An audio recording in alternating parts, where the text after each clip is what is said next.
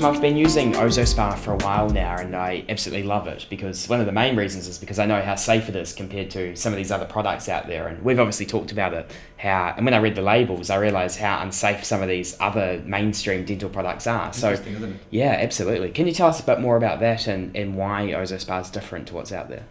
Simple statement is we have been and still are in the first world actually today facing global epidemics of tooth decay and gum disease, which are both bacterial infections, and they're both imbalance problems. There's an imbalance going on inside the mouth. And if you watch some of the other videos that we've made, you'll understand more about that, the biofilm and the bacteria and the acid problems and all that. So I'm not going to go into detail now. However, what I'm stating is how come in 2016 we have these global epidemics in first world countries, which are actually not there in so-called third world countries or people who live in primitive societies, and they weren't there hundreds of years ago. They weren't epidemic. It's got to do with the diet and the bacteria and all these things that go on in our mouths, but what about the things that are supposed to be protecting us? And the numbers are $32 billion a year is the toothpaste, mouth rinse and dental product market in the world, and it's increasing every year. So $32 billion over the last 50 to 70 years, because they haven't evolved that much really over that time, it's little changes and that's it. How come that's not protecting us from, so we're using this stuff, majority of us are using these things, how come it's not protecting us? How come it's not working? And then the next question is, can we do better? And the answer is of course we can, and so we should. Yeah. And the third question is what you just asked, is it even safe? Well, the answer to that last question, which is actually your first question, I don't have to tell you if it's safe or not, just read the labels.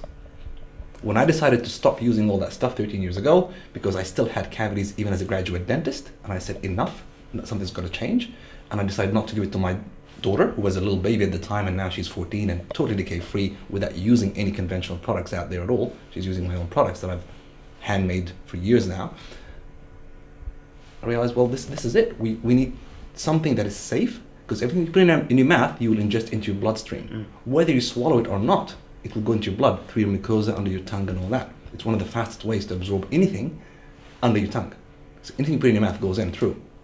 So if it's not safe, and if it says so on the tubes and the bottles, like a lot of mouth rinse bottles say do not give to children, do not swallow and all these things, a lot of toothpaste, just general conventional toothpastes, it says if swallowed, contact points and center in the US, spit out, do not swallow. Well, if you ask any lady why would she put a cream on her face and how fast she's gonna rinse it after, well, why would I rinse it after? I'm putting it on because it's good for me. So why putting something in your mouth that you must spit out very quickly, and if you do swallow it, contact the poison center? Interesting question. And some of the ingredients that are there that are problematic are, for example, like the sodium fluoride. This one has triclosan, saccharin, that's a sweetener, but we all know that's not good. Yeah. A lot of petrochemicals, a lot of weird things. Sodium lauryl sulfate, soap, detergent, that's an irritant to mucosa and to skin. Again, women know exactly what I'm talking about. They wouldn't wash their faces with that stuff, yet we give it to our children, we swallow it every day. And then the abrasives. When you have something that is abrasive, like how often do you use a scrub on your face? Once in a while, but not every day. Why are you using something on your teeth that's highly abrasive, that's insoluble abrasives? And that applies to a lot of natural toothpaste as well. Like this one here that I'm holding in my hand, doesn't matter the brand, it's just very common. This one it says natural, it's actually made in New Zealand, it's good in many ways, but then it still has sodium lauryl sulfate, SLS, detergent. It has calcium carbonate, so it says it contains calcium, which the statement is true, but it's not calcium that's good for teeth, because calcium carbonate is chalk. Chalk does not dissolve in water. It dissolves in acid. And saliva is water. So we need something that dissolves in water. Otherwise it becomes an abrasive. So the calcium carbonate here is an abrasive, just like the silica in those other conventional toothpastes. You don't want to use abrasives every day. On your car, on your face, on your teeth, or anything. Especially when you have acid coming in, plus abrasive, the two A's together, they destroy teeth. So no abrasives. If you're going to use something to clean your teeth that has any kind of abrasivity or cleaning effect, it should be soluble, water soluble, like bicarbonate, like xylitol, like calcium glycerophosphate, which is a soluble form of calcium and phosphate, which is what makes our bones and teeth. That's what we need, and we have to have it dissolvable in water. which is exactly how and why I designed the Also Spa oral care system. It's all soluble ingredients, they're all food grade ingredients, they're all safe to ingest, they all have an active effect, so they're natural in source and natural in effect. Big word these days, that natural word. People use it for marketing a lot. Sometimes it's true, sometimes it isn't that true, because everything is natural. Mercury is natural, lead is natural, arsenic is natural. It's found in nature. It doesn't mean we consume them. We know they're not good for us as humans. They have their own uses by humans in industry or whatever, but not in the human body. Same thing here. When you say something is natural, don't tell me the source, tell me the effect as well. Is it natural effect? Does it work with the body or against the body? Like the body or unlike the human body?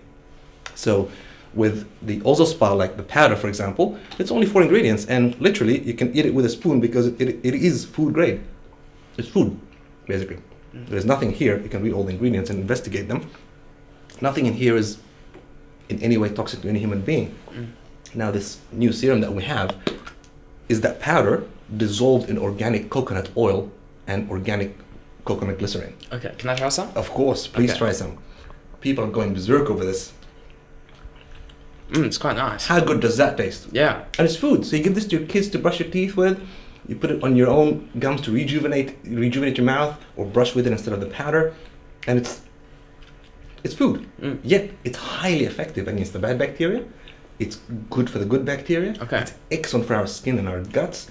It's good in every way. Yeah. And what about the Nothing's mouthwash? toxic about Is that? Mouth rinse.